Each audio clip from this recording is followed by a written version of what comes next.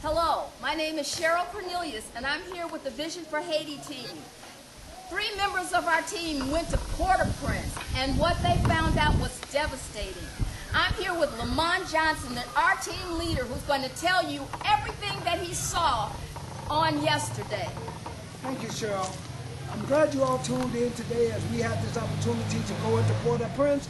We want to share with you, listen, that the devastation that we saw in Port-au-Prince was, if you take the magnitude of what you saw on television and maximize it by 10 times, 10 to 20 times, you still will not have touched the surface of the devastation that we saw.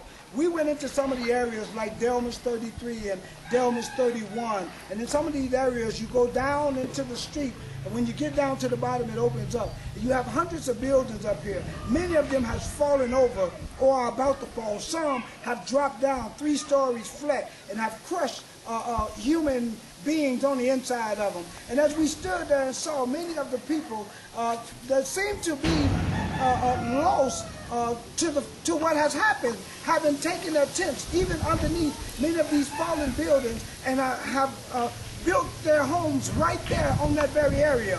I want you to know today that as we traveled in throughout Port-au-Prince, we were going through the main highway, and we saw in the airport one of the tent cities right on the outskirts, when there was a break wall there. And right on the other side of the break wall, we saw many of the supplies that have been shipped into Port-au-Prince sitting there. People right on the outside of there waiting for these supplies to be distributed. And throughout Port-au-Prince, as we went into the areas, into the neighborhoods, as we went back off of the main streets, we saw none of these supplies being distributed. We saw people whose tents were made out of sheets, not plastic. They're not going to be able to withstand the rains when they come. Listen, Vision for Haiti has traveled down to Port-au-Prince because we want to make sure that the materials that we sent, many of the materials that you have sent, will actually hit the ground. And what we found so far is disappointing. But we want you to know that we have determined that we will make sure that this changes. That some of the items that we've sent down, that many of the items that have been purchased, that many of the items that have been sent will reach the hands of those who have been devastated the most. One other thing I want to share with you. While we were traveling through, we saw a school, and in this school, 4 stories high. We were told that the earth opened up. The building dropped down 2 stories, crushing all of the students on the inside. Devastating, heartbreaking information. I'm telling you, it's much worse than we ever thought. But listen, we're asking you today to help us, help the people in Haiti by joining with us at visionforhaiti.org. And I'm here to tell you that we will make sure that 100% of the materials that we receive do hit the hands of the people in Port-au-Prince. Thank you.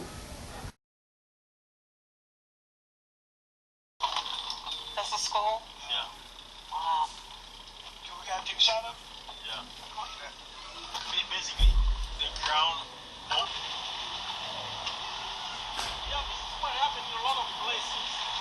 It's like a lot of. What happened in a lot of places is that that was a 4th floor building. Basically, the ground just opened up and then it just went down. And most of the people that were in the basement, they just disappeared. Nobody know what happened there. So they're still missing? Yeah, they're still missing right now. You see, it's like the ground is just split open. And then it went down. The building went down. In some places, the people in the bottom floor, they're the ones, the basement, they were the ones who were saved. Some of them, the ones at the top. In that case, everybody were down.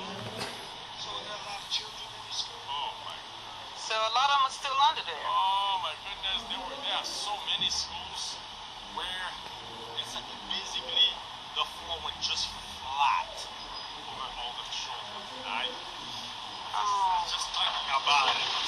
I know. Yeah. I know. I want to bring first-hand news of what was happening here. Devastation today really just has me sick to my stomach. Yeah, look at these windows.